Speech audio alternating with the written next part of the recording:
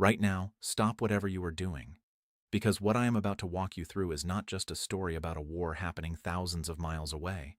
This is a story about your gas bill, your grocery prices, your heating costs this winter, and the future stability of the economy you live in every single day. Most people are watching this conflict from a distance, treating it like a headline that shows up between sports scores and celebrity gossip. But here is what those headlines are not explaining, Mo. The moment Iran launched missiles into Qatar, the entire energy architecture that powers Europe, Asia, and yes, the United States, cracked in ways that will take years to repair.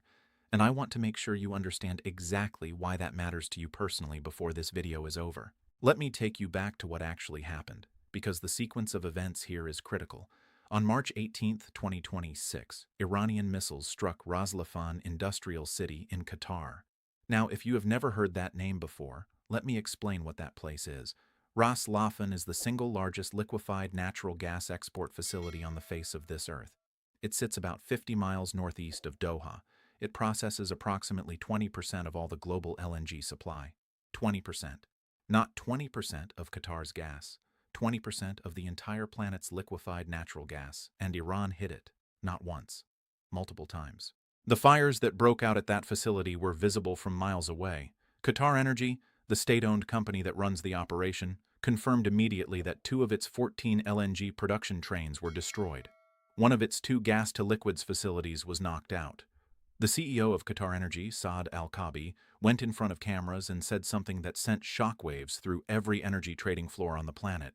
He said the damage would sideline 12.8 million tons of LNG production per year, and repairs, he said, would take 3 to 5 years. 3 to 5 years. Not 3 to 5 weeks, not 3 to 5 months. Years. Now, before I go any further, I want to say something directly. If you are finding value in this breakdown, hit that subscribe button right now and give this video a like. We cover exactly these kinds of stories on Unlocked History Hub. The stories where the real consequences are hiding beneath the surface of what the mainstream media tells you. Because what I am about to explain next is the part that almost nobody is connecting for you clearly. So, why does Qatar's gas matter to you sitting in America? Here is the thing that most people do not fully grasp. The United States imports a relatively small amount of LNG compared to Europe and Asia. So on the surface, some Americans hear about Qatar's gas supply and think, that is someone else's problem. But that thinking is dangerously incomplete. Because energy markets are global. When 17% of Qatar's LNG export capacity disappears overnight, the entire world starts scrambling for the same limited supply that remains. Europe, which has been heavily dependent on LNG imports ever since the Nord Stream pipelines were destroyed in 2022, immediately started bidding higher. Asian nations, particularly Japan, South Korea, and China, which together consume the vast majority of Qatar's exports, started competing for every available cargo they could find. And when every buyer in the world starts outbidding each other for less supply, the price of natural gas everywhere goes up, including right here in the United States. This is exactly what happened. European natural gas benchmark prices spiked 25% in a single morning. British natural gas prices jumped nearly 50% in 24 hours. And here is the part that hits American consumers directly. U.S. LNG export companies saw their stock prices surge immediately. Cheniere Energy jumped 6%. Venture Global jumped over 14% in a single trading session. Why? Because when global LNG prices explode, American LNG becomes extraordinarily valuable. American exporters redirect supply away from domestic use and toward the highest international bidder. That tightens the domestic supply. And tighter domestic supply means higher prices at home. Now layer on top of that the broader oil picture. Since Operation Epic Fury began on February 28th, Brent crude oil has surged more than 25%. The national average gasoline price in the United States reached $3.41 per gallon as of early March, up 43 cents in a single week. And that was before the Qatar strike, before the South Pars gas field attack, before the further escalation that has been unfolding in the days since. The Federal Reserve held interest rates steady in response, but Chairman Powell made clear that near-term inflation expectations had risen significantly because of the supply disruptions in the Middle East. In plain terms, what that means is this: the war is now inside your economy. It is not over there anymore. It is showing up in what you pay when you fill your tank, what you pay to heat your home, and eventually what you pay at the grocery store because food production and transportation both run on energy. Let me walk you through the full chain of destruction here because I want you to see this completely. This did not start with the Qatar strike. It started with a tit-for-tat escalation that has been building for weeks. Israel struck Iran's South Pars gas field, which is the largest natural gas field on Earth and the source of roughly 80% of Iran's domestic gas needs. Iran retaliated by targeting Gulf energy infrastructure. Qatar was hit. Saudi Arabia's Ras Tanura refinery was struck by a drone and taken offline as a precaution. Abu Dhabi's Habshan gas facilities were damaged by debris from an intercepted missile. The Strait of Hormuz, through which roughly 20% of all global oil and 20% of all global LNG passes every single day, has been functionally impaired since the opening strikes. Hundreds of tankers are sitting idle on both sides of that narrow passage, unable to move freely because the risk of Iranian attack makes insurers and ship captains unwilling to transit. Think about what that means in practical terms. The International Energy Agency stepped in and authorized the release of 400 million barrels from emergency global oil reserves. That sounds like a massive number. But here is the reality that analysts have been pointing out. The world consumes roughly 105 million barrels of petroleum products per day. That 400 million barrel release covers less than 4 days of global consumption. It is not a solution. It is a bandage, and the wound underneath that bandage is still bleeding. Now I want to take a moment here to give you my honest perspective on what is happening, because that is what this channel is about.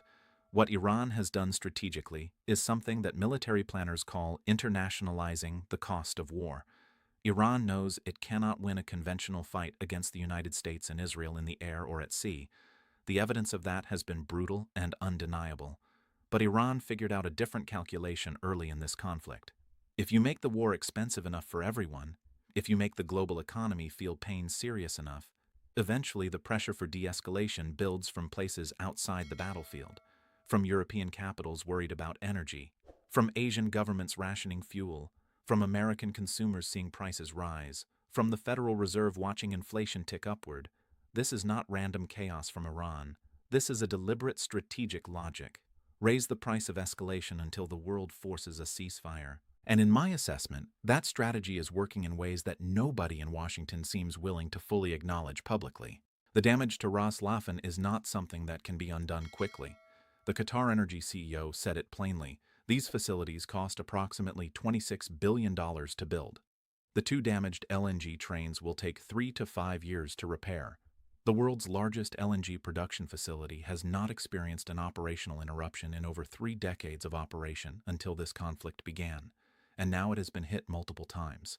Qatar Energy has declared force majeure on long-term supply contracts for Italy, Belgium, South Korea, and China. Force majeure is a legal term that means, essentially, circumstances beyond our control have made it impossible for us to fulfill our obligations. In plain English, the countries and companies that were counting on Qatari gas for the next several years now have to find another source, and there is no obvious other source of that scale sitting idle anywhere in the world. Let me tell you what is happening to ordinary people around the world right now. Because I think the human dimension of this story is not getting enough attention. In the Philippines, Pakistan, Sri Lanka, and Bangladesh, these are nations that import 60 to 95% of their crude oil. Higher energy prices do not just mean higher gas bills in these places. They mean higher food prices because everything from fertilizer to irrigation to food transportation runs on fuel. They mean higher electricity prices. They mean currency depreciation because these countries are suddenly spending far more foreign currency on energy imports than their budgets were built for. The Philippine peso dropped to a record low this week against the dollar because of this war. Several governments across Asia have closed schools and told workers to stay home in order to reduce fuel consumption. These are not abstract economic statistics. These are real human beings making desperate adjustments to survive an economic shock that originated from a conflict they have no part in and no control over. In Europe, the situation is serious in a different way. Since the Nord Stream pipelines were destroyed in 2022, European nations have rebuilt their energy infrastructure around imported LNG, much of it from Qatar. The loss of 17% of Qatar's export capacity for 3 to 5 years is not something European energy markets can simply absorb and move on from. European governments are already facing questions about winter energy security. German industrial output is already under pressure from high energy costs.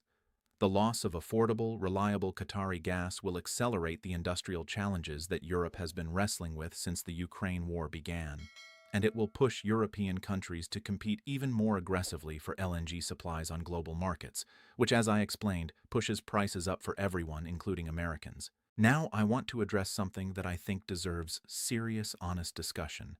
President Trump said in the Oval Office, while sitting next to the Japanese Prime Minister, that he thought the economic consequences of this war would be worse than they turned out to be. He said, and I am paraphrasing here, that oil prices went up but not as badly as he expected. I want to be respectful in how I address this, but I also want to be direct. The economic damage from this conflict is enormous and still growing. Oil has surged more than 25% since the fighting started. The largest LNG production facility in the world has been knocked out for 3 to 5 years. Brent crude briefly touched $119 per barrel before pulling back. Airline tickets across entire route networks have skyrocketed because jet fuel prices doubled. The Federal Reserve is on hold, unable to cut interest rates because inflation is moving in the wrong direction. The economies of multiple developing nations are in crisis. By any historical standard, this is a severe economic shock. In my view, the framing that things are not that bad is significantly disconnected from the data that is visible right now. And here is where I think the deeper danger lies in the weeks ahead. The tit-for-tat pattern between Israel and Iran shows no clear sign of stopping. Israel struck South Pars. Iran hit Qatar. Trump threatened to destroy all of South Pars if Qatar is attacked again. Iran warned it used only a fraction of its power in the Qatar strike. Each escalation forces a retaliation. Each retaliation hits infrastructure that was not targeted in the previous exchange. The geographic scope of this conflict keeps expanding. The economic pain keeps spreading, and every country that gets dragged in, Qatar, Saudi Arabia, the UAE, Iraq, Bahrain, every government that watches its energy facilities burn, has less incentive to cooperate with any side, and more incentive to simply call for an immediate halt to everything. The World Economic Forum framed this precisely in a recent analysis. What begins as a battlefield shock, they wrote, hardens into a geo-economic one. First, it hits oil, gas, shipping, and aviation. Then inflation, industrial costs, and food security. And eventually trade routes, investment decisions, and political stability. The longer this runs, the more lasting the damage becomes. That is not rhetoric. That is a sober institutional assessment from some of the most serious economic analysts in the world. And I believe they are right. My honest view on where this is heading is this. The military phase of this conflict has demonstrated overwhelming American and Israeli air superiority, but Iran has found a way to impose costs that air superiority alone cannot eliminate. The energy infrastructure of the Gulf region took decades to build. It cannot be replaced in months. The economic pain that the world is absorbing right now will outlast whatever battlefield outcome eventually emerges from this war, and the countries that will feel that pain longest and hardest are not the ones doing the fighting. They are the developing economies in Asia and Africa that had nothing to do with any of this and have no power to change any of it. This war is not just a military event. It is a permanent restructuring of global energy supply chains, and the damage that has already been done will shape energy markets, inflation, and economic growth for years to come, regardless of when the shooting stops. Ras Laffan will not produce its full capacity again until at least 2029 or 2030. The Strait of Hormuz will carry risk premium in shipping insurance for years after any ceasefire. The trust that Gulf states placed in their security arrangements has been shattered in ways that will require entirely new diplomatic architecture to rebuild. If you made it this far and this analysis gave you a clearer picture of what is actually happening and why it matters to your life, please drop a comment below and tell me what part of this story concerns you most. Is it the gas prices hitting your wallet right now? Is it the long-term energy security of the United States? Is it the impact on developing nations that had no role in starting this conflict? I genuinely read every single comment, and the conversations that happen on Unlocked History Hub are some of the most thoughtful and informed discussions anywhere on this platform. Share this video with someone in your life who wants to understand the real economic story behind what is happening in the Middle East right now. Most people see the headlines. Very few people understand the full chain of consequences. You now do. Stay informed, and we will see you in the next one.